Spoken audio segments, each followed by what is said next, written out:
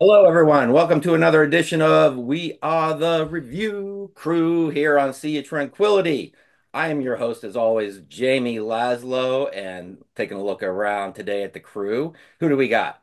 We got Ryan Scow. What's up, Ryan? How you doing? Me? What's up? Got that Cheers. stash, I see.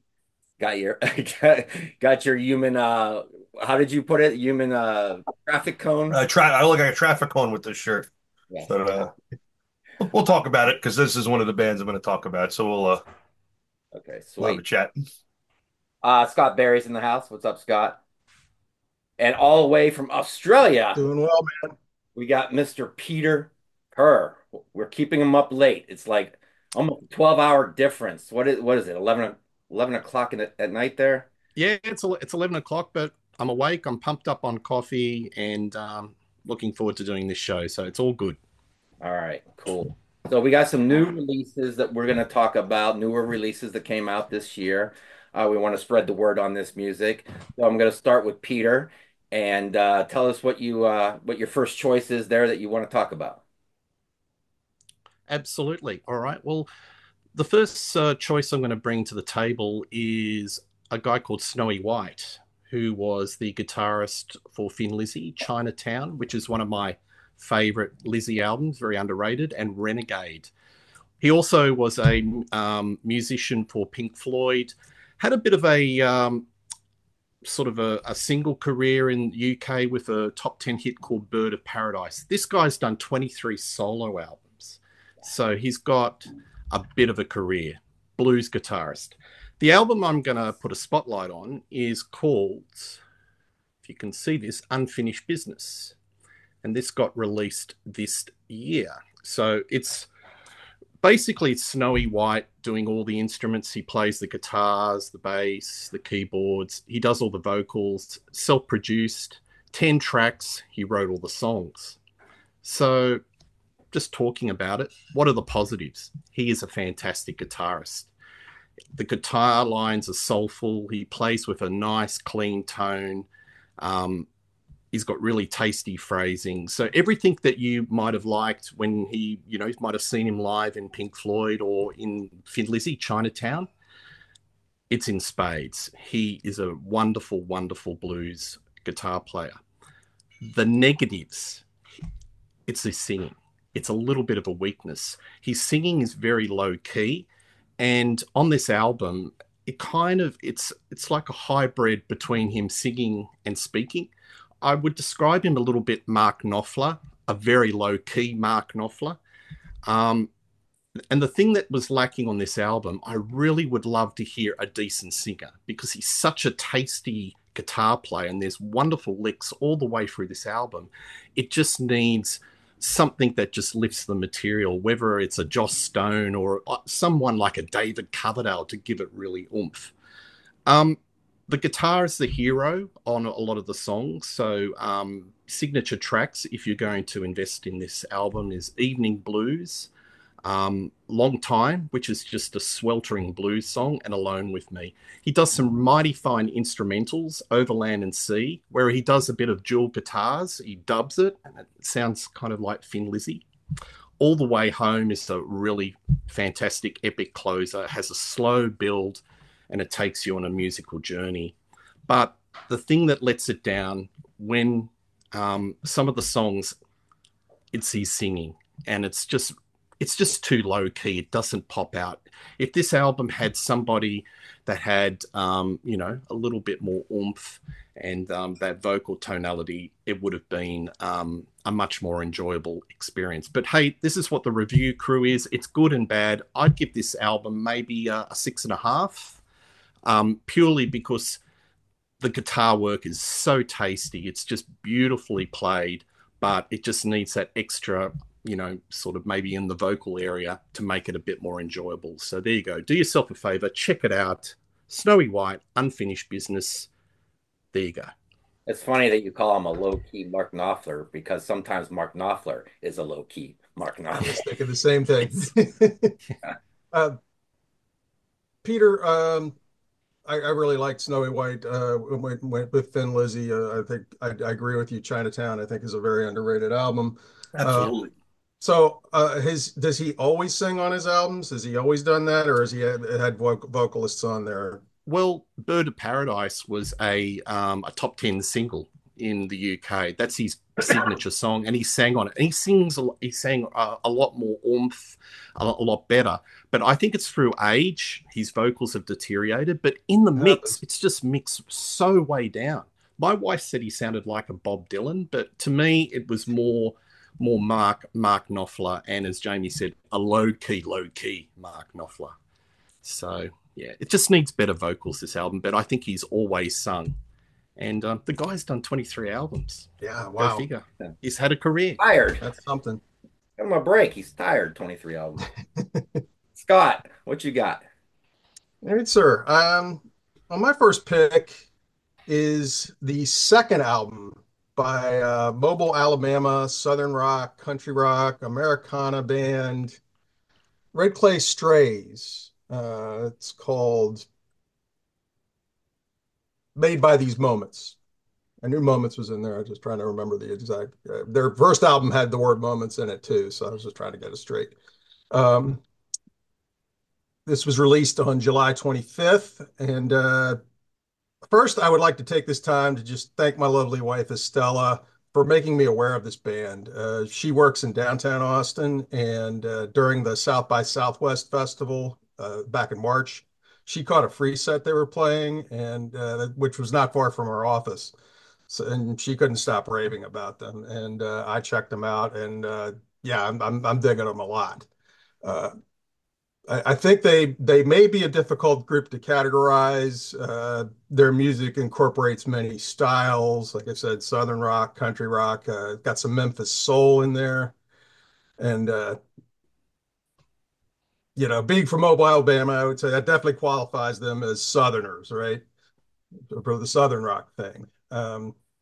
And their music encompasses all of the genres I mentioned, but there's that thread of soulfulness through almost everything they do. Whether the songs are more rock dominated or country dominated. Much of that is because of the amazing vocals of singer Brandon Coleman.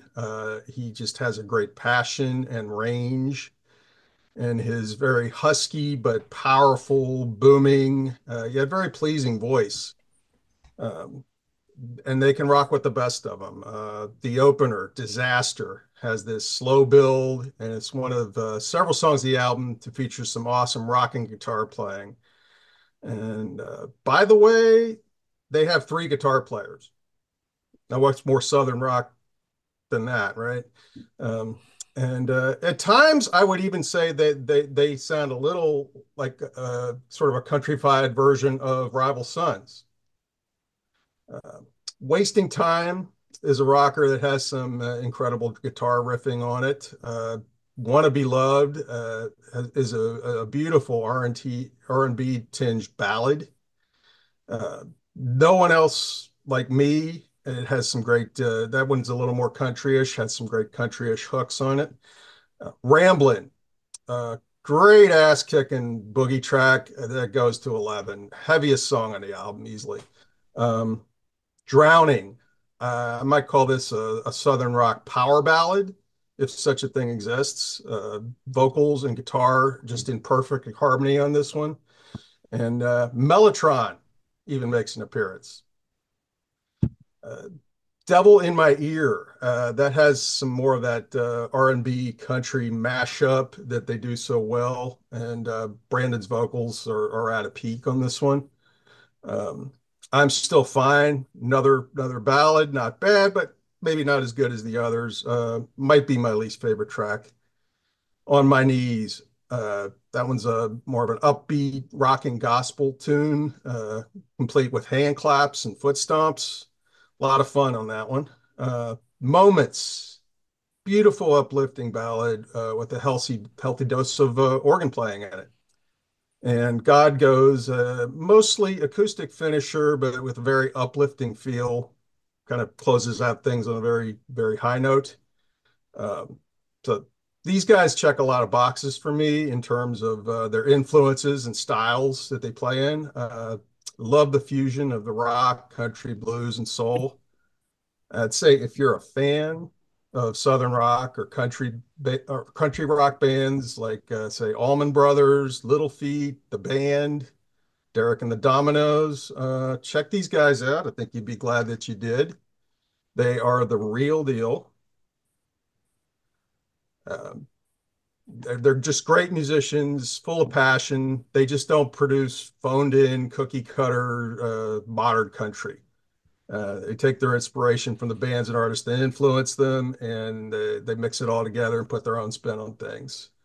Jamie, I know you're not a big fan of modern country. I wouldn't say I am either, but I don't know. These guys could be up your alley, maybe. I know you do like some country and Yeah, Southern I'm rock. definitely interested because you made it sound it's very like authentically kind of like old school, which is kind of country I like too. Yeah, yeah. And I know country is not a genre that dominates here. Like I said, it's not straight up country. It's got all these different influences in it. Definitely a healthy dose of R&B and blues and classic rock. So, it's a good mix of things. I always say Americana. I like Clint Black and Back. Anything after Clint Black, Yeah, the yeah. Garth Brooks is sort of the cutoff point. cutoff Yeah, for me. You know, yeah. Garth has a few decent songs. yeah. But that seemed to be a big shift in the way When direction. Shania Twain hit, that was the end of. Yeah, that is definitely a sea change in like how it felt. It just felt different. It's like not the same music anymore. I don't know, to me. Yeah. Yeah, Hey, exactly. I mean, I guess I kind of liked country when it sounded more like country. Now it's kind of like to me, a lot of the modern country sounds like kind of watered down Southern rock. It's very poppy. Yeah, with that Shania they Twain probably. album, that was the big hit, what, 30 years ago? Mutt Lange. He ruined Def Leppard, That's and right. then he ruined a whole genre. That's impressive. That's pretty impressive. It's like He fucking Lex brought the Luthor, world man. That's Shana impressive. Twain, Yeah. didn't he? Yeah. Lex All right, Luthor. Ryan, what you Can't got? argue with that. All right, so I was looking at some past episodes we did, and I realized, well, obviously, I always talk about metal, and that's what I'm going to do today. But I usually talk about newer bands, and I felt like I'm thinking about that, and I'm like, a lot of newer releases from legacy metal bands. I don't know. I'm at best, I'm like kind of lukewarm on. Like, I hear some of them, like the new Judas Priest, for example. I hear, I'm like, that's pretty good. Am I still listening to it months later? I'm not. I'm just be Me honest. I'm neither. not. But sometimes stuff does slip through, or you get some legacy band that's been around forever and they put out some new album, and I'm like, this is actually, it sounds vital. And I want to, it almost sounds obvious to say it's kind of like a young man's game, but a lot of times it is. It's a young man's game. And it's tough to, be a band for 40 years and put out an album and still sound like throwing hammers at people's skulls.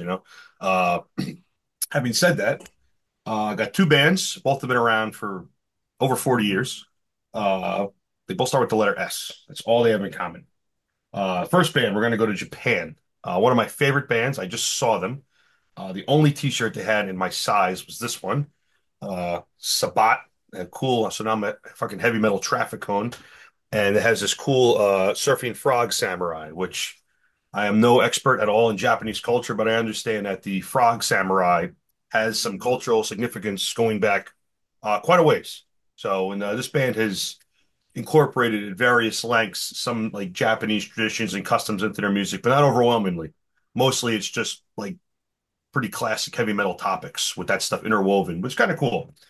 So this is their 11th album. The band is Sabat, and the album is called Sabbat Cult. This is the Japanese version. For the first time in their career, they recorded the album twice, once with English vocals, which I have on CD, and then for the vinyl, I decided to get the ones with Japanese vocals. The vocals are not harsh, not screaming, but uh, the main vocalist and bassist, Giesel, is the only original member, been in the band since 1983. His vocals are a little tough to make out, pronunciations and stuff, a little tough to make out. So, having listened to both, I'm like, honestly, there's not a big difference between the English and Japanese. Like, I really can't make out either one. If you read along with them in the English ones, I can, but the Japanese lyrics, obviously, I do not speak Japanese. So, what do these guys sound like? So, they are one of the oldest and first bands to kind of play, I guess what you would say, underground metal before there was all these genres of thrash and black and death metal, and everything kind of split up, and everybody set up their own little fort and ran up their own little flags, like, we're over here, this is our doing this thing.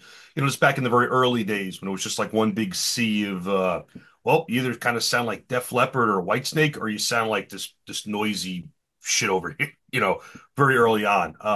They didn't release a proper album to 1991, so they went along for a while, putting out demos and just kind of existing in the Japanese underground. And then since 1991, they've put out 11 albums. For reasons that only the band can explain, they've put out a collection of live albums and EPs and splits that probably is well over 200 by now. Like, the size of their discography is limitless. And if you're one of those people that has everything they've ever released, I don't know. That's like a collector beyond collectors because it's insane. But I just collect the albums. Happy with that. So these guys have that sound of, like, I want to say, like, kind of where Venom started, where Celtic Frost, Bathory, very early Slayer, like that original realm of uh, more underground metal.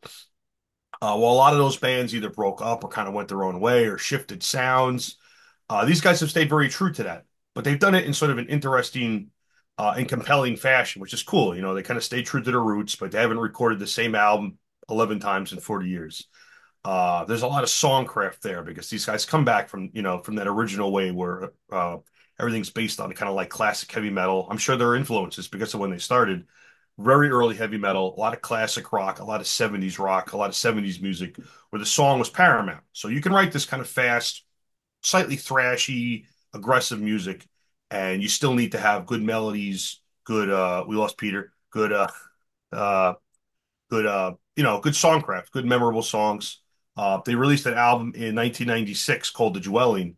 One song is over an hour long for this kind of music, and they pulled it off. The way it just kind of flows and comes back to itself and repeats motifs, and it comes back and kind of circles back around. Great band, really, really good band. But the reason I'm talking about them, you've probably never heard of them, is for their entire 40-year career, they've been devoutly DIY and underground. They've never been on a big label. They've never done like big tours. I've seen them 7 times, but in that 7 times, it's always been small venues. The first time was 2005 at a very tiny place in New York. And I've seen them around the world. I've seen them in Germany, seen them in Texas, seen them in Chicago. Just saw them this past week in Queens, New York. Always a small crowd, very intense, very passionate. Uh, so they're going to get on stage. And, when I saw them this past week, one of my friends comes up and he's already a little in the tank. He's got two full plastic cups of beers and he's right up by the stage. And I'm like, dude, you better drink those beers because as soon as they go on and it starts, it's going to start moving around. People are going to get rowdy and it's going to be, it's going to be lively. It's not going to be kind of a laid back crowd. And he's like, nah, I'm going to be fine. Don't worry about it. I'm Wearing like, all that right, beer. what's up? And I'm like, mark my words, you're going to eat those beers. And sure enough, within 10, 15 seconds of them taking the stage, beer everywhere. I'm like, there goes 20 something dollars worth of beer all over your head and everybody else's head, my head, Yeah.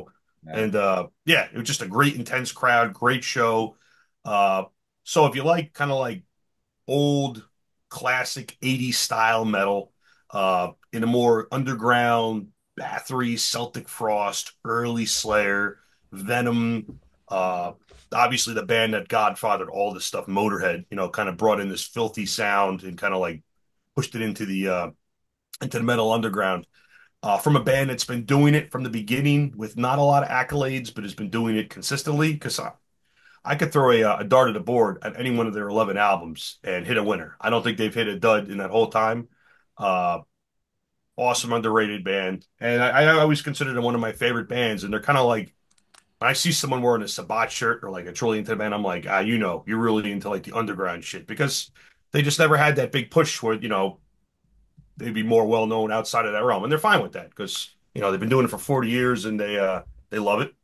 This might be their last album, Sabbatical. They said this shows they're playing now, and this album might be kind of like they're kind of winding down because they've been doing it for so long. Full respect to that, but they still sounded awesome live, tons of energy. This album's great.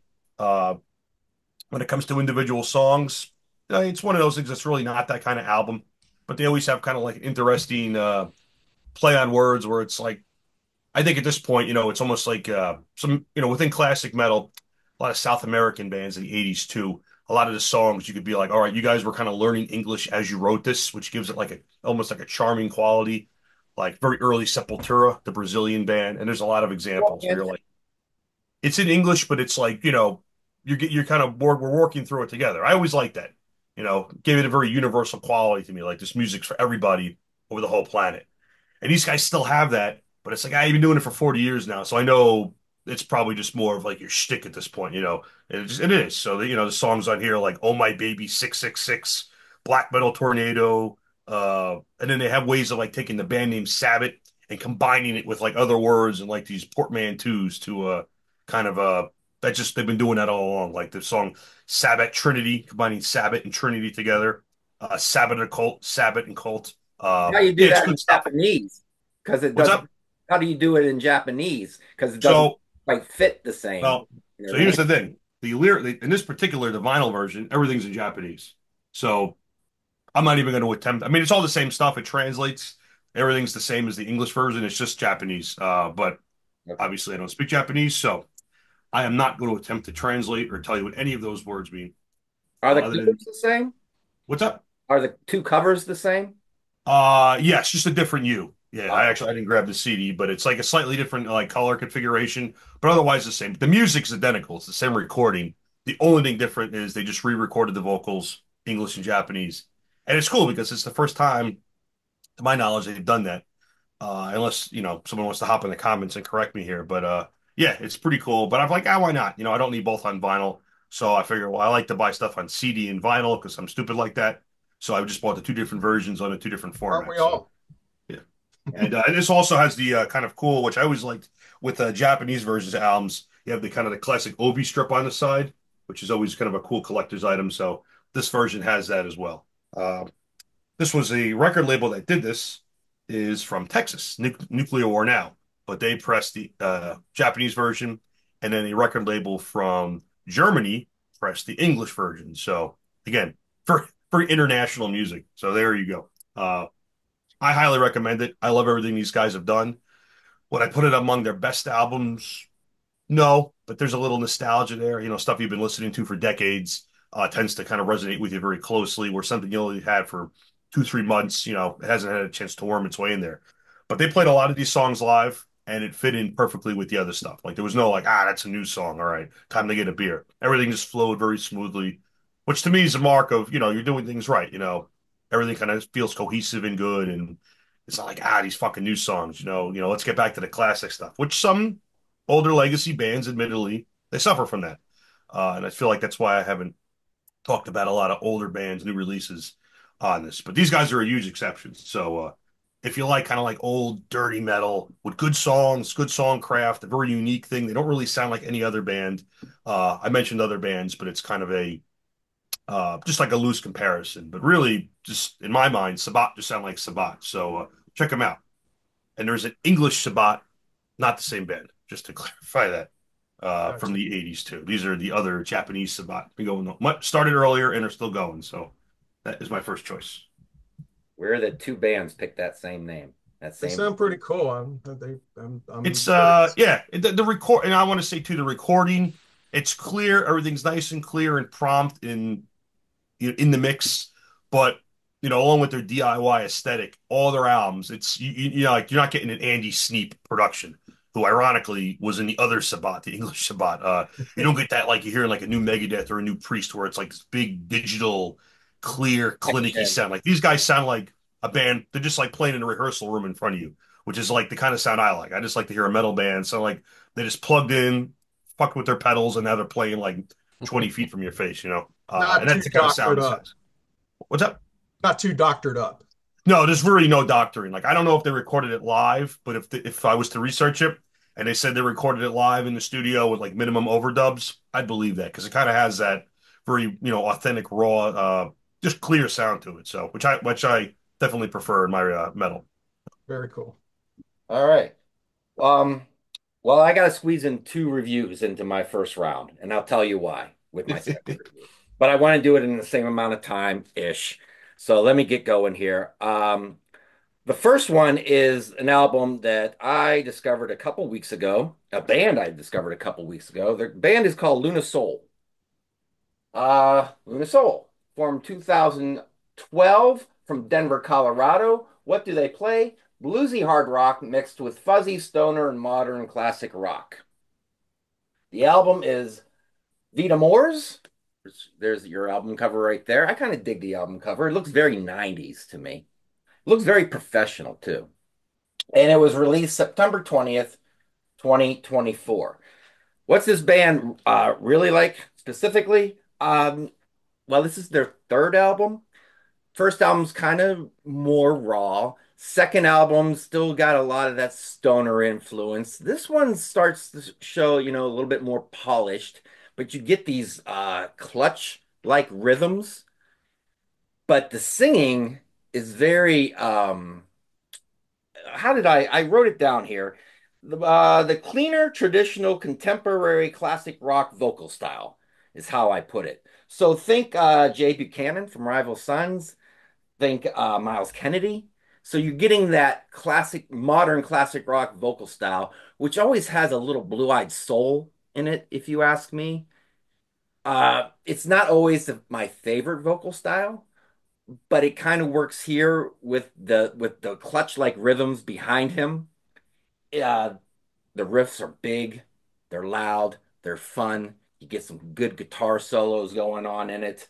The best way to with the rhythms is it would work great in a rock and roll biker strip club. So if biker stripper rock was a genre, this would be it right here.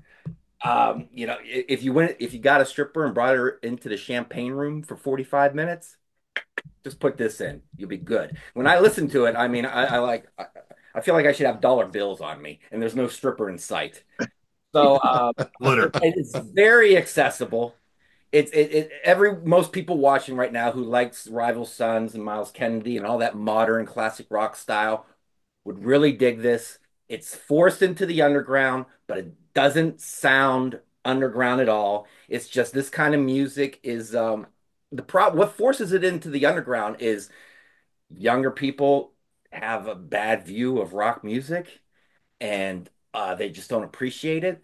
And older people, a lot of them don't go out of their way to find newer bands and new rock music. So in turn, it all gets pushed into the underground. It doesn't sound underground. That's just where it lays. So in the 90s, this could have been a mild hit, in a clutch kind of way. They could have played with they could even played with a band like Collective Soul, Queens of the Stone Age.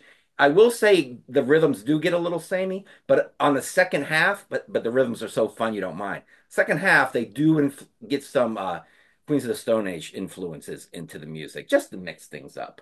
So Luna Soul, Vita Moors. I think most people would dig it. My second one, well, here's the thing. I was just going to stick with that one. And then Mr. Pete Pardo sent me a message and said, "Hey, did you get that CD I sent you?" And I said, "I got a bunch of CDs, but I didn't get that one." So he contacted the band, and the band sent me a CD in the mail. And they said, "Will you please review this?" And the name of the band is, oh, I didn't do the report card. Report card on the last album. Production B plus, songwriting B minus, musicianship B, vocals A minus. Great vocalist, but just because personally that's not my style that I love, I went down to a minus. And how well a stripper can shake her ass, A plus. So let's get that report card out of the way before we move on. I forgot my own form. Okay, now the band who sent me a CD is Spiral Grave, formed 2018 from Virginia and Maryland. Some guys are from Virginia, some guys are from Maryland. What do they play? Old-fashioned heavy metal mixed with groove metal and stoner metal, but it's mostly just old-fashioned traditional metal. Album Ill Repute, released July 12th, 2024, but they just sent it to me recently, and the bass player put a little note in there. He said, "Brother Jamie, Iron Lou here from Spiral Grave. Please, enclosed, please find some metal goodies and our latest CD, give it a spin and let it soak in. Feel the heavy grooves and enjoy. Would love for you to do a review. And he sent me stickers, and he sent me a keychain, and he sent me a pin. And how do you say no? But what happens is when you get something like this in the mail is, what if I don't fucking like it? Then what do I do? They love me. You know? Do I just pretend like it got lost in the mail? Or do you do a bad review? Or do you lie? Thankfully, I like it. So there's your album cover there. Don't let the album cover fool you. It's not, it looks a little new metal-ish. It's not. Thank goodness, because that's why I was worried. I'm like, if this is new Yeah. metal, then we're gonna have an issue. Um, you get a lot of traditional metal aspects on the album. You think the John Bush era Anthrax mixed with a little Accept, mixed with a little stoner rock in there, sprinkled on top, and that's what you get. The lead singer is Screaming Mad D, and yeah, he can sing really well. He can sing kind of in a stoner way, and then he can really wail close to like, Rob Halford type stuff. I want to mention Iron Lou, who wrote the note. He is funky as hell on the bass, man. Funky as hell in a metal kind of way. Willie Rivera, uh, he's got his guitar solo on the song My Angel Comes Tonight is just awesome as hell. And Jason Mont Waldman keeping everything tight on the drums. So there's your guys in the band. Just it's not like polished. Even though it's traditional metal, it never gets close to like power metal. Thank goodness.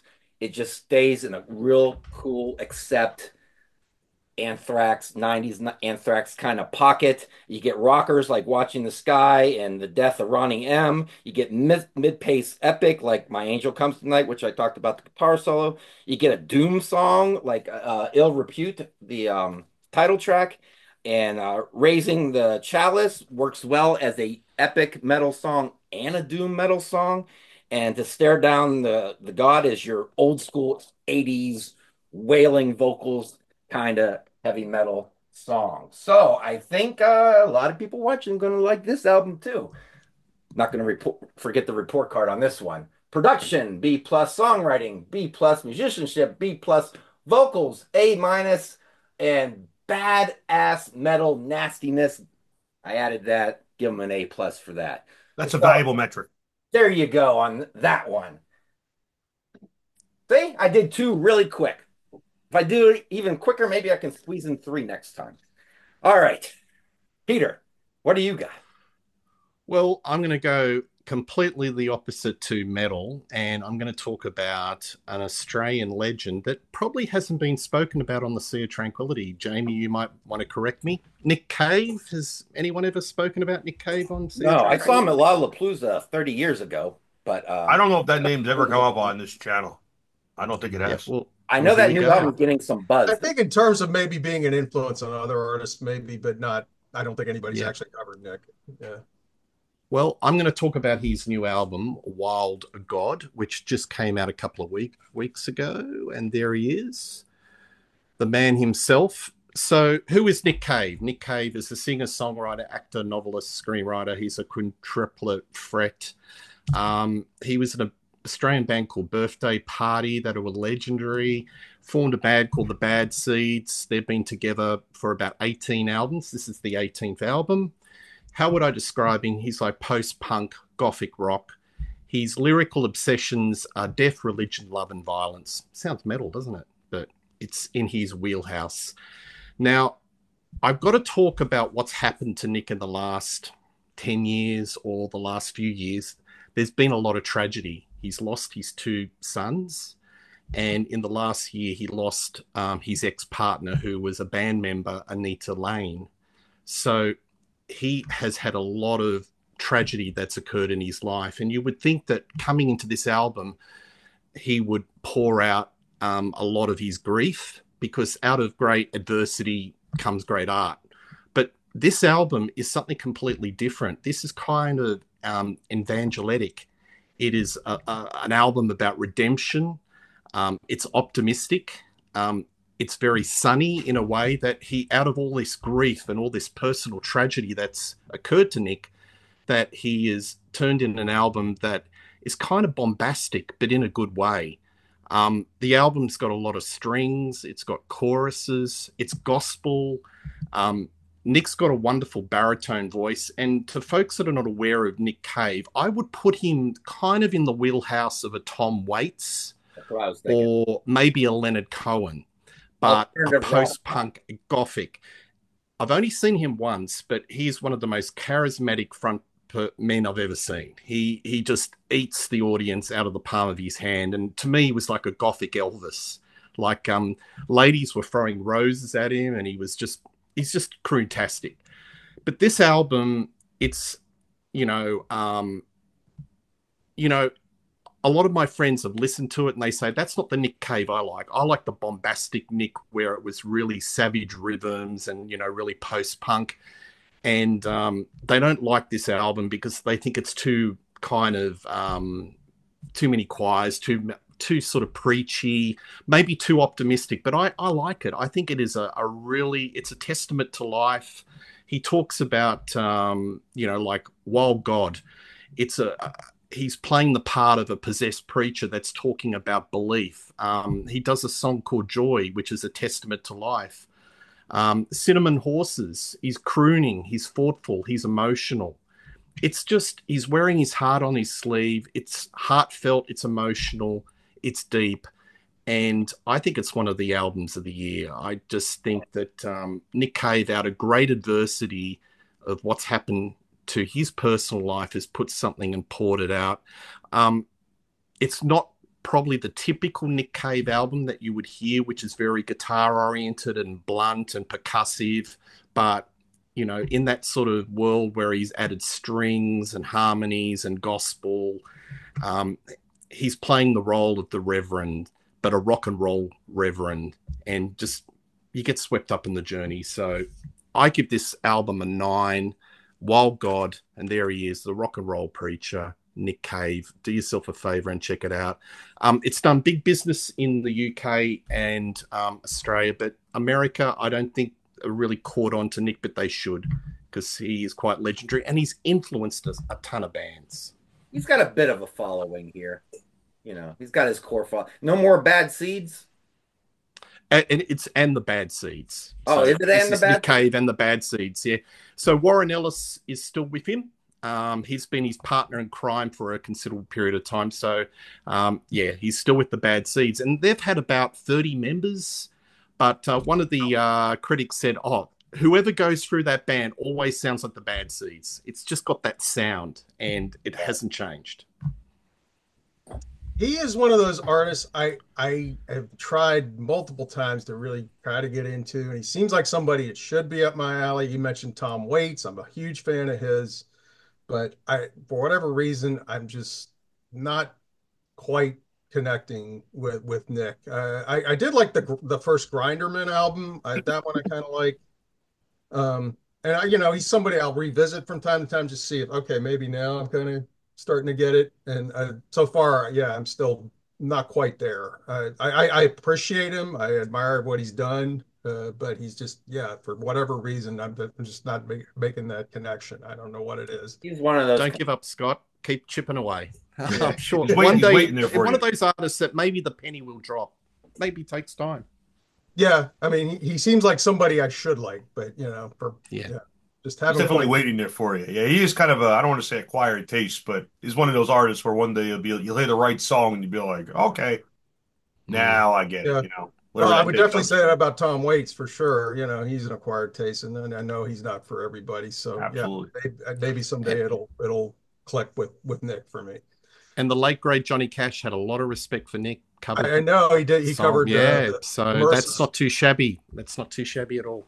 I remember Yeah, loving him when I saw him live back in the 90s, mid 90s, or whatever it was.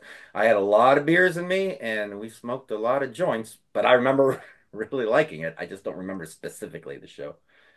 Mm. He's definitely Scott, one of those names where you're right, like a lot of your favorite bands, you'll see his name come up like as an influence yeah. all across the spectrum of like every kind of music people will mention, oh, Nick Cave, and that's how I think people kind of get in, like, oh, who's this guy? And then, kind of dive in. That's how I got into him too. Yeah, he's Uh, just one of those artists where bands like him more than the general audience. Like the Pixies. Bands always say, "Oh, the Pixies influenced me" and stuff like that. And then most people in the general public are like, "What? The what?" who's the picks? Yeah, no, Yeah. it is similar. I think that's a fair comparison. Yeah.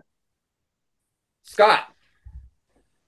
Well, my second pick is by a veteran classic rock band that was known for their own brand of heavy blues rock and with a strong tendency for boogie.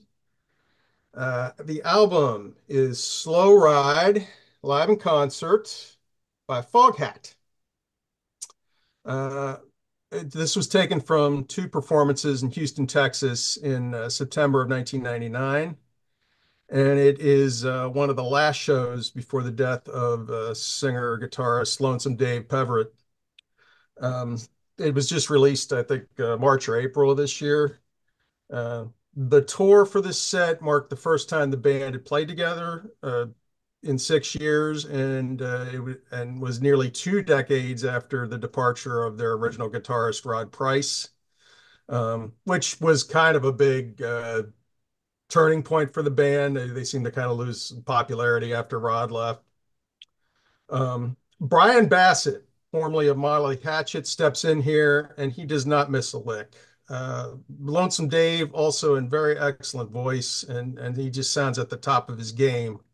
Rhythm section of bassist Tony Stevens and the original drummer, of course, Roger Earl. They're also in great form. And the set, which clocks in at just over an hour, is loaded with several of their classics and some scorching blues covers.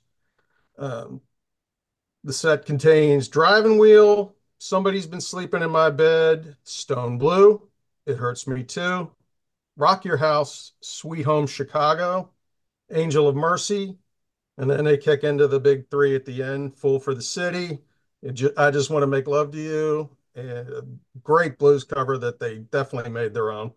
And of course, Slow Ride. Um, Apparently, Dave had just undergone chemotherapy for cancer not long before the start of this tour, but you'd never know it to hear him. He sounds very energetic and it is in perfect synergy with the rest of the band. The versions of these songs sound inspired, but sadly, Dave lost his battle with cancer and passed just a mere 4 months after these recordings. He died on February 7th, 2000, at the age of 56. Um, the remaining members of the band carried on and recorded more albums and continued to tour, and I believe they still do to this date. I'll be honest, I haven't kept up, but they've kept going even after the passings of Rod Price and Craig McGregor. Uh, Roger Earl is the only original member of the band that's still with us. Um, so y'all may be asking, Scott, how does this set compare to the gold standard of Foghat live albums, the classic Foghat Live from 1977? Of course, the band was always at their best live, I would say, and they're always at their best in a live setting. And this one, of course, was an absolute barn burner. Even though it's a bit short, it should have been a double. Uh, Although not quite to the heights of the 77 live album, I would say this is still a pretty strong set of tunes. I think most of the big Foghat fans would enjoy it. Plus, it has that historical significance of being the last documented performance of the band with Lonesome Dave. However, I would not recommend this to a newbie Foghat listener or casual fan. It's more for the big fans. And if you are a big fan, I'd say it's worth getting. And the deluxe edition, it also includes a DVD of the performance. Oh, that's cool. How's the So DVD I would give quality? that about a 8 out of 10, probably. Yeah. How's the quality of the filming of the show? I would say it's pretty good.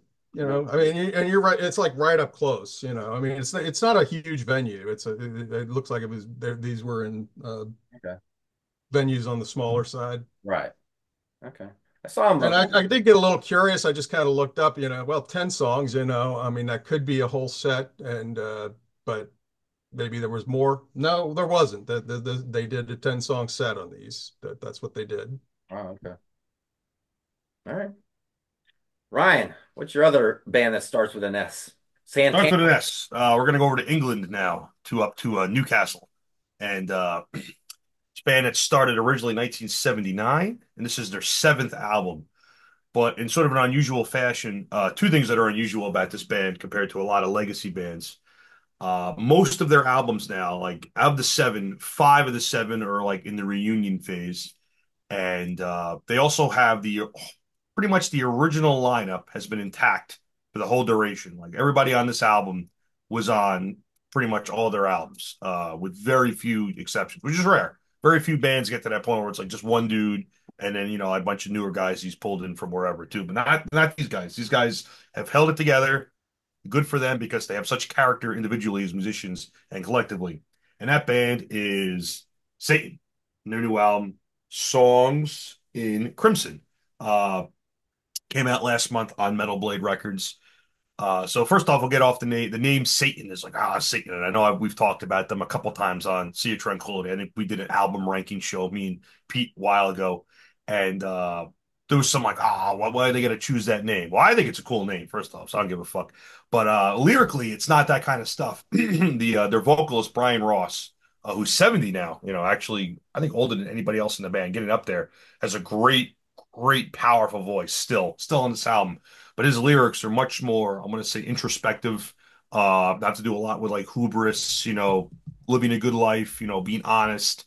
Very, very like kind of personal, like kind of somber topics, where we're going, where the whole civilization is going. Just good stuff. Kind of betrays the name, is like it's not, the name and the lyrics and the themes of the band don't match up at all. But people have commented on it, so I figured I'd throw that out there.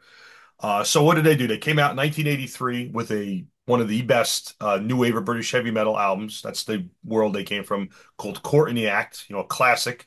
A little later in the new wave era, compared to like say Angel Witch or Diamond Head or Iron Maiden or Def Leppard.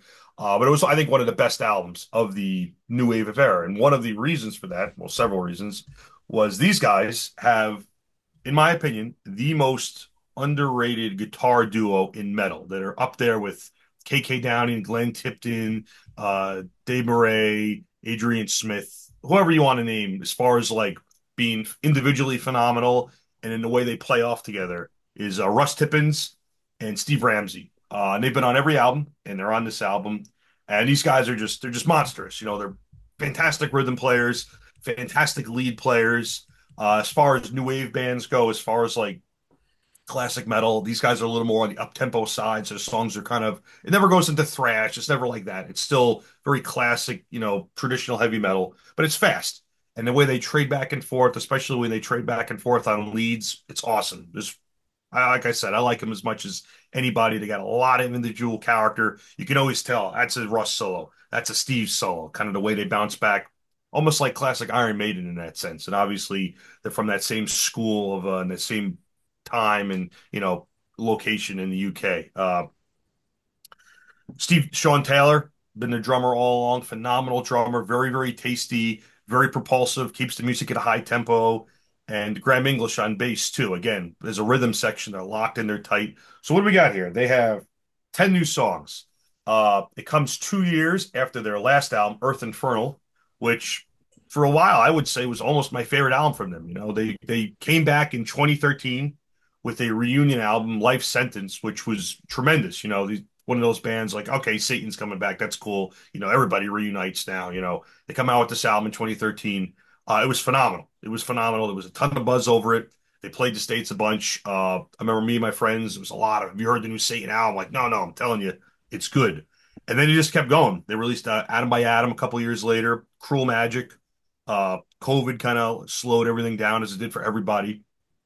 So there was a longer window between Cruel Magic and Earth Infernal. Earth Infernal comes out in 2022. I'm like, this might be the best they've ever sounded. It's like a little slower, just a little bit, but the songs are just so well developed and thoughtful. So then just less than 2 years later, they come out with this.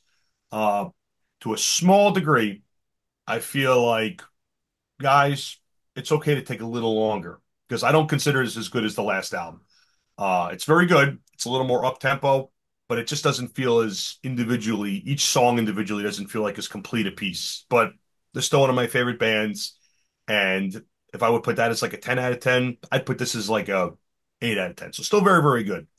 Uh, there's a great picture of the band too. So these guys have been around forever. And yeah, to me, it's just heartwarming to see a band that's got the original lineup and they're still coming out with these albums and they still sound great. I've seen them quite a few times actually in the last like 5 years. I think I've seen them like 7 or 8 times. Like it just worked out where they toured a lot, or I just happened to be at a fest where they were playing. So a little serendipity there, but they still have a ton of energy. They always play small venues, of course, because they are, not a big band, even though they're on Metal Blade, which is a big album or big label.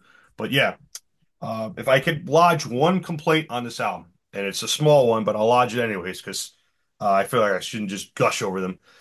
The lead guitar tone is very bright and it's very hot, and it kind of like cuts above the rest of the music in sort of a odd way. And since leads are such a big part of these guys' sound, the way they trade off leads, how good the leads sound, to have the lead tone be so like, oh wow, that is scorching hot. Want a little warmer, a little more organic sounding, a little less like zzz, like a drill in my head. But other than that, love these guys. Uh, and again, I don't really like to mention individual songs because, I love vinyl. So I just like to buy an album, throw it on. Whatever it is, I'm listening to the whole thing. I don't skip around. I'm just not that kind of person. So, and this album flows very nicely in that tradition too. There are no weak spots. Song to song, it does flow nicely. I wouldn't put it quite as high as their last album or maybe their first reunion album, Life Sentence. But across their 5 reunion albums, uh, they've all sounded pretty phenomenal. Like I still throw on '05 with regularity. I've been listening to this a lot. I love it. And I almost want to say I feel sometimes with some legacy bands that break up for years and they come back and they haven't done anything in the interim. Uh, you get like a coat of rust on, that's the sense I get sometimes. There's like a coat of rust and things aren't moving as they once did. It doesn't feel as lubricated and fresh. The But these years guys take have their stayed. toll. What's up? The years take their toll, right? Years take their toll. And these guys, like I said, the singer Brian, he's 70, but these guys have stayed active in all kinds of other bands the whole duration. So when they came back together, it wasn't like, all right, let's get the band back together. I've been driving a bus for the last 30 years, but let's pick up the drums again. They played in the band Skyclad, which was a pretty big like folk English band. Uh, Satan would break up a couple times, but these guys would persist in other bands. Like it's basically the same band under a different name. Band Pariah, Blind Fury was one. Russ has a new band called Tanith, which is Yeah. much more of like a Wishbone Ash. Almost Fleetwood Yes, Mac. Uriah Heep band. Very cool. Way more of like a warm 70s thing. A little more Uh, proggy, maybe. yeah, very proggy. Brian Ross, the singer, actually sings in another old new wave of British heavy metal band called Blitzkrieg around from back in the day. And they just put out a new album like last month. So these guys are active too, uh, which is almost one of the reasons I'm like, it's okay to take a little longer and like maybe put a little more meat on the bones. But, I've heard much worse examples of like, oh, this sounds like sounds like you guys wrote this in a weekend. It's like sometimes that works out. I know Sabbath were Paranoid in like 5 minutes, as long as it takes to play it, but uh, usually that doesn't work out. But in this guy's case, I want to stress it is a relatively minor complaint, only because the last album was, I thought, phenomenally good. Like maybe their best, 40 Well, years into their career. So maybe it is expecting a lot for them to top that again. That is a heavy lift. Well, when Uh, you're 70, time is yeah, on and your side. You got to spit out albums. That's they're true too. They want to strike while the iron's hot, and it doesn't really. I really want to emphasize it's not in any way bad. It's just compared to the last one, which I don't think is really a slight against them. But no, I love this album. I think it's great. I've been listening to it quite a bit. I haven't seen a lot of buzz on it. It kind of like in August they're like, oh, a new Satan album's coming out, and it kind of came out of nowhere. Uh, Hopefully they come back to the States and tour. They've been pretty good about that because I'll go see them again because I'm Yeah. silly like that. Yes. If you like classic heavy metal, if you like any of the old bands I mentioned, any of the old new wave of British heavy metal bands, just any like early heavy metal in general, Maiden, Priest, any of that, like except any of that whole world, Sabbath with Dio, anything like that, and you're not familiar with these guys, check them out. Would I start with this album? Not necessarily. I'd probably lead you to the 1983 debut Court in the Act, or even their most recent, the previous one, Earth Infernal. But if you do happen to land on this one, it's not a bad place to start. Really is not. They're very consistent over the course of that many albums and that many years. So, and they're one of my favorite bands for that reason. So, I can give this a solid endorsement. And the artwork, they've had the same artwork for the all the Yeah, I like reunion that artwork. albums is Eller and Cantor. And they've always had this the same skull motif kind of going in everyone too. And this is a very cool cover as well. So and I also want to throw a shout out to a good friend of mine, Anik Giro from Canada. She did the internal layout, which actually, you know what? I'll pull it out because it's pretty cool. I think it's very, very tasty work. So just to like the way the lyric sheet and the insert is laid out. It just it's like aesthetically pleasing, you know? It's good stuff. So yeah, I can recommend this wholeheartedly if you have an ear for good classic heavy metal with an emphasis on songs and just like memorable hooks. You wake up and you got that riff stuck in your head. These guys can be one of those bands for you. So check it out. Yeah, I saw them a couple years ago with Night Demon and Haunt. They still bring it live. They sound great. And as soon as they finish the set, they're not like, we're done. We're gonna fuck off to the van. They come out, they're friendly and chatty, which I know has nothing to do with the music. But it's just nice to it's nice to see that. Uh Yep. All right. I wanted to go ahead and review maybe the most anticipated metal album of the year within the metal community. I don't know. It's up there. There's quite a buzz around this album, and that is the new Blood Incantation. Who? Laszlo, most anticipated. I never even heard of these guys. Within the metal community, yeah, I would say one of the most anticipated albums of the year. Blood Incantation was formed in 2011. They're from Denver, Colorado. What do they play? Any damn thing they want to play, basically. Album is Absolute Elsewhere, released October 4th, just a week ago, 2024. So this band started, as you can see, they're death metal. You can't read the logo at all. Um, their first album, very death metal. Then their second album came out. Where is it? Right here. And it was death metal, but a little bit more spacey, I guess is the best way to put it. This one is called Hidden History of the Human Race. And then after that one, they shocked everybody and released Time Wave Zero, and you got the death metal type logo on there, but this isn't even rock music. It's ambient music with no percussion, no guitars, just keyboards. It's white noise is what it is. You put this on and 45 seconds later you forget it's on. It's just you could drown out the neighbor's dog with it, but that's the only good thing about this album. I was like, "Oh my goodness, this is boring." Did you ever hear this, Ryan? well, I could say I like Tangerine Dream and I thought the EP sucked. It was like a really That's what bad they were Tangerine. going for. But Yeah. It didn't yeah, work for them. That did not it was an unsuccessful endeavor, I thought. yes. But kudos for them for trying. This album is actually what I expected from Time Wave Zero. It's taking what they did with that, the ambient sounds, and combining it with death metal. And this is the shiny thing of the week. Everybody's talking about this. But this is the thing. Some people, I get the feeling, are going, that's hipster metal. That's just for hipsters. And then on the other side of the coin, there's people calling it album of the year before they even heard it. So it's getting that kind of buzz. What do I think of it? Well, what they do here on this album is they take 70s prog, they take uh death metal, and they kind of combine it all into this one album into two songs. What's those two songs? The Stargate on one side, the Message on the other. Um, two 20 some minute songs. So you would think, oh boy, this is going to be a long album. No, it's not that. It's only 40 some minutes long. And you get the ambient music, the death metal, the 70s prog, and you think, oh, this is going to sound like it's just duct taped together. One idea, here's another idea. It's going to hit you like that. It runs pretty smoothly.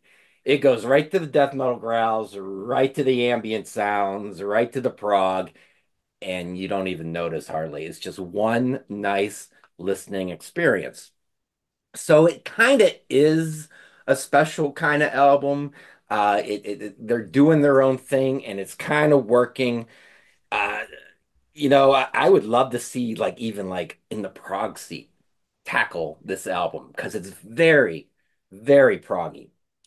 So I want to do song by song on this, but in a different kind of way because what you get is the Stargate, and then it's cut into three parts: tablet one, tablet two, tablet three. And then you get the message: tablet one, tablet two, tablet three. And they're different tracks on the CD. You get six different tracks on the CD. But tablet one, tablet two doesn't say much about how the songs really sound. So I thought I would help out with that. So on the first song, tablet one of side one, it starts off with the death metal growls, right? But then it slides into this Pink Floyd Shine On You Crazy Diamond kind of thing working. And the guitars still have like a traditional metal style at times, like new wave of British heavy metal, like a band like Diamond Head. So instead of calling it Tablet One, because that doesn't say a hell of a lot, renamed it Shine On You Crazy Death Diamond Head. That tells you guys out there what that sounds like. So that's track one, side one. Track two has these ambient sounds, and Tangerine Dream actually makes an appearance on the song. They're playing on the song. So you got Oh, Tangerine Dream mixed with prog elements of like King Crimson. Think Red, think Islands. And instead of calling it Tablet 2, which is kind of boring, you can call it Tangerine King Crimson Dream. That's what I'm calling that to describe the song. Then track three on the last track on that side, you get you're starting to get the precision of Dream Theater because these guys can, they're very, very good at playing their instruments with the brutality of like maybe Morbid Angel. So you combine that together and you get Morbid Dream Angel Theater. See what I'm doing here? So when you listen to these songs, keep these in mind, this in mind, these tracks titles that I'm giving them to prepare yourself to what you're going to hear. Then you flip the record over because I do have the vinyl, I do have the CD, and you get tablet one on side one sounds very much like Blood Incantation from the first two albums, but a lot more spacey. So it's like Blood Incantation playing on a rocket ship to space. So I call it Blood Incantation Outer Space Vacation. That's the name of that song in my mind. And then the next song comes on, tablet two on side two, and it starts off like Gojira, like the progressive elements of Gojira. And then it goes right into Pink Floyd Animals. Think Pink Floyd Animals, where it almost like plagiarizes it. And the lead singer, Paul Riedel, almost sounds like David Gilmour when he's singing. It sounds very cool. Some people think they're plagiarizing a little bit, maybe, but it still sounds pretty cool. So what do I call it? Gojira Pink Floyd Animals era. That one rhymes. Then the very last track, old school death metal, like Dismember or something like that. The technical prowess of Gorguts. And then the ending is very epic in this proggy kind of way, in the way that Alan Parsons Project used to end some of their big, more epic songs. So you combine all of that into one, and you get Dismember Alan Parsons Guts. That's what I'm calling that track. So, does it live up to the hype? Well, let's get to the report card. Production, A. Yeah, this, you got to produce an album like this well to make it flow together. Songwriting, I'm going to give it an A because, again, how they make it all work together. Musicianship, the guys can fucking play. Hey, where was this on the last album? Vocals, I'm giving it an A minus only because he copies David Gilmour a little too much on that one track, but still A minus. When he growls, you can hear a lot of the words. He can clean sing, he can growl. That's always a plus. The album, ability to live up to all the hype.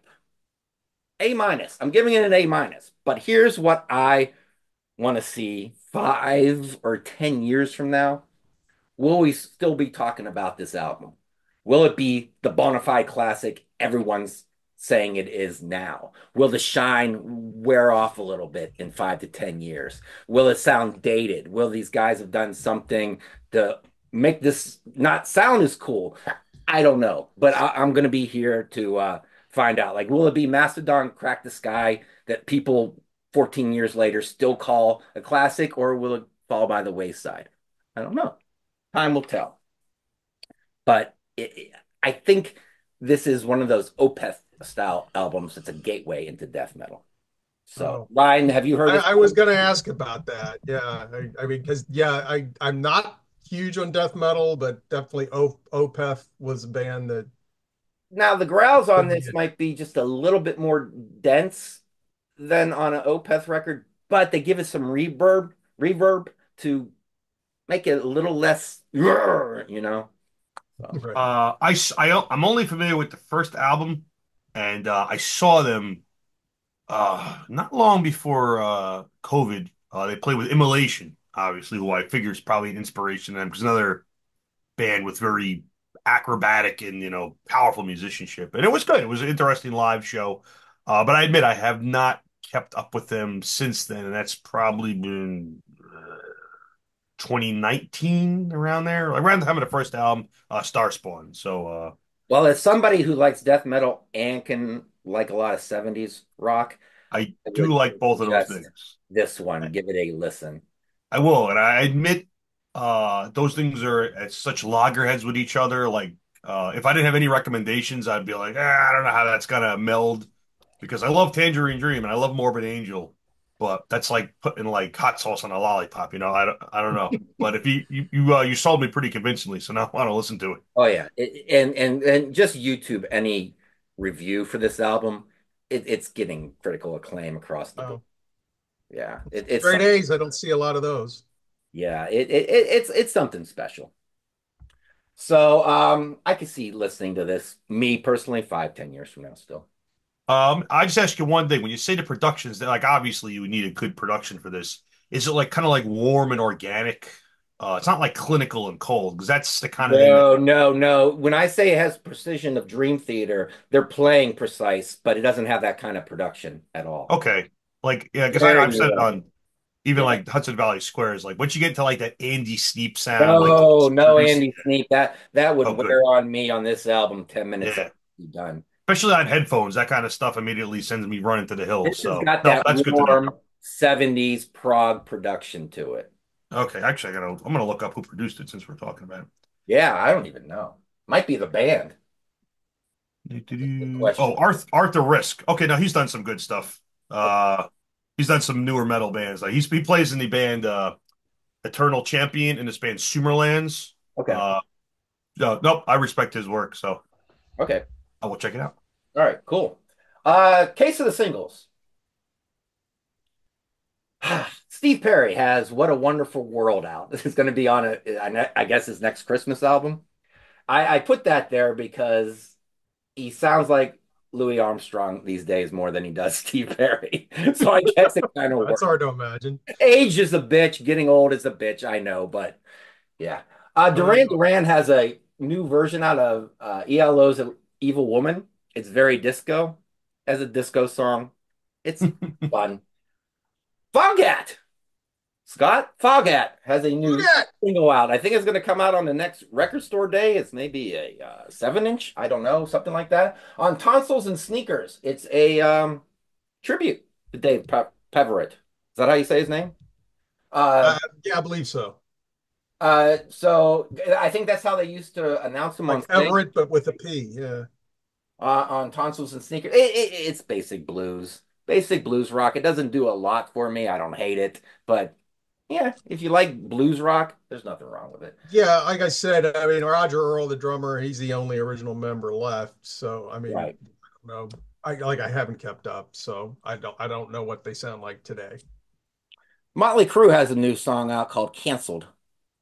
You want to see my review on the new Motley Crue song called Canceled? Holy fuck. Are they Why? still at it? Oh Gee my whiz. God. Ooh. That's my review on that shit. Uh, Okay, just exasperated look. That's oh my God, canceled. They wish they could be canceled because they feel like they're irrelevant. You have to Nobody's care first to have canceling. like some emotional response. No one's canceling them for the reasons they think they're being canceled. The Clarks are a band from my hometown of Pittsburgh, PA. They got a new song out called Number Nine, one of the best tracks they released in years. They've been doing it since 1989. Some of the best songwriters out there that us guys in Pittsburgh and gals, we always wanted them to at least have a one-hit wonder type thing in the 90s. It never happened. Maybe they could become like a Collective Soul or an Everclear and have that kind of popularity. No, they're just good heartland rock with a little bit of an alternative rock edge to them that are just, oh my goodness, anyone who likes like that type of, I'm not a big Collective Soul kind of guy, but that's a good way to compare them to. Uh, just with a lot of Beatles style of songwriting to them. The Clarks, love them to death. I've seen them about 60 times. I'll see them again. Number nine. And I forgot last show, Rick Labonte, if you're watching, but make sure you check Rickster. out his song Born Ready. It's out there on streaming platforms, and he filmed a video and put it on YouTube. So check out our own Rick Labonte. And as we go out, don't forget, let's get physical on Facebook, everything physical media from albums and CDs and books and Blu-rays. We this is just for the collector out there. If you're a collector of stuff and you put it on a shelf, come on over to Let's Get Physical and we show your collection to us. And that is all I got. Peter, tell us about your station or your channel on YouTube. Yeah, Rock Daydream Nation, YouTube. Check it out, folks. We've just done a show that dropped about 24 hours ago about albums that should have done better if not for the record label. And we put the diss on MCA, the record label, probably the worst record label in the 80s. Yes. We talk about Dream Theater, Kansas, Night Ranger, even that band, the Clarks, were on MCA. They just were incompetent. So that was a real fun show to do. And I just taped a show on Rainbow with Peter Jones and Reed Little of the Contrarians, and we cover each of the Ritchie Blackmore Rainbow albums, and we pick best song, worst song, and that was a lot of fun. And that'll drop in about a week's time. So check it out, Rock Daydream Nation. Was it Donnie Iris on MCA too? He might have been. Yep. And there was another band from Pittsburgh that tried to make it big in 1990 called the Zippers, MCA. Everyone from Pittsburgh went on the MCA and went nowhere. And you Fucking know what MCA. MCA stands for? Musical Cemetery of America. That's the nickname. It should stand for music. I don't know. I can't come up with anything. But after the show, I'll go. Terrible Why didn't label. I say Terrible that? label. Hey, Ryan, they had some good stuff in the 70s. Yes, yes, they did. But in the 80s, Yeah, hopeless. yeah, maybe so. Yeah. and Ryan and Scott, you see them here on Sea of Tranquility. Scott, you doing any comic book geezer episodes? I just did one last week with Pete, so it's out there. I mean, I'm just going over my recent hauls, basically over the last 6 months, because yeah, it had been a while since we've done one, since Pete's done any comic book geezers. So yeah, that Yeah. was a lot. Okay. Well, comic book You geezer know, hanging in there. Check her out. I missed the last Hudson Valley Squares. I was actually in England for a little bit, but the next one we have a thrash metal album war coming up for thrash. I won't say what they are. Folks have to watch, but that we're filming that soon. That should be out pretty soon too. So 4 old '80s thrash albums we're gonna Okay. take apart and discuss. All right. Good to hear. Cool. All right, guys. Well, everyone out there, check us out on the web at www.seatranquility.org. We're on Facebook. We're on YouTube all together. all the damn time. Click on the subscribe button if you haven't already and hit the notification bell so you get notified of all the content as it drops. And smash the like button, and don't you forget that we have a Ko-fi out there if you want to contribute. We got the membership plan if you just want to give like $3 a month. Hey, that's less than a cable bill. That's less than Disney Plus. Hey, we're better than Disney Plus. Um, and we also have the what do you call it? The Cameo page. Yes, the Cameo page where you can give Pete some money, he'll do a video for you, or you give a little bit more. And hey, Pete's going on vacation next week. Give a little bit more. Maybe Pete will take you on vacation with him and the wife. For a little bit of money, you could be the third wheel on Pete's vacation. Stuff you in a suitcase. Take you Yeah, along.